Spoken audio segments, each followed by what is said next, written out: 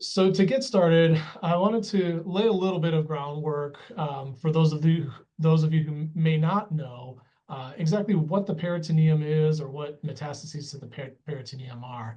I think it makes a little bit more intuitive sense when we say that cancer has spread to the liver or the lung or another organ like that, but a lot of folks haven't necessarily heard about the peritoneum before.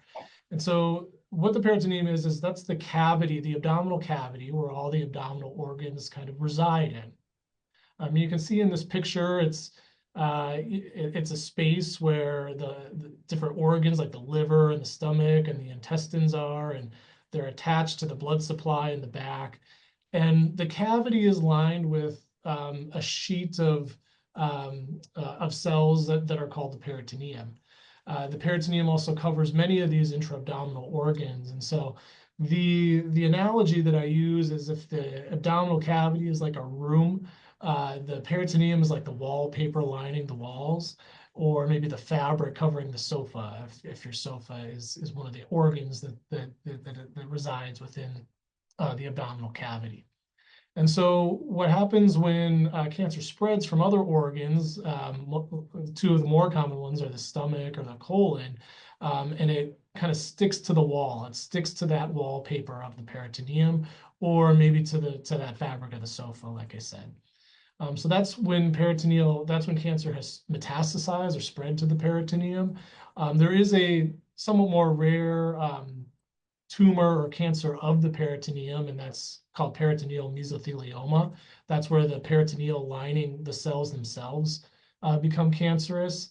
You may have seen commercials for lung mesothelioma after asbestos, and it's kind of somewhat related to that, although separate because it's in the abdomen and not in the lung, and it's not really related to asbestos.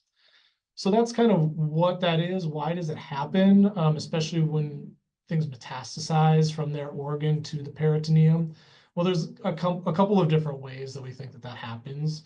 The first is what we call direct invasion. So if there's a tumor in the stomach that makes its way up through all the walls of the stomach and kind of bursts out, that can allow the cells to implant on the peritoneum. Another way is the peritoneum has a lymphatic system.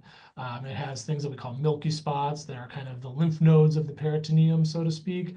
And so some of these tumors transmit via the lymphatics and can get access to the lymphatic system in the peritoneum and spread that way. Somewhat similarly, sometimes cancer can gain the ability to access the bloodstream and spread via the bloodstream. And so the peritoneum does have some access to some blood vessels in the bloodstream, and so cancer could spread that way.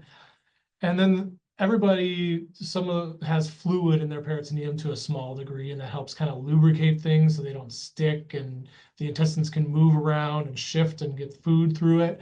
And so via that fluid that is kind of usually at equilibrium going back and forth between the rest of the body and the peritoneum, some cancer cells can shed and get into the peritoneum that way. One of the challenges, I think, in treating this disease, peritoneal metastases, is that many of our systemic chemotherapies, so chemotherapy that goes into an IV and travels in the bloodstream throughout the entire body, doesn't quite have access to the peritoneum the same way it does in the liver or the lung. The liver and the lung have a lot of blood vessels and a rich blood supply that brings blood through there to detoxify things in the liver or get oxygen in the lungs. But the peritoneum is a little bit sequestered. There's not as many blood vessels that go directly through it. And so we think there's kind of like a peritoneal plasma barrier that limits the penetration of some of this chemotherapy and may not make the chemotherapy as effective for metastases to the peritoneum.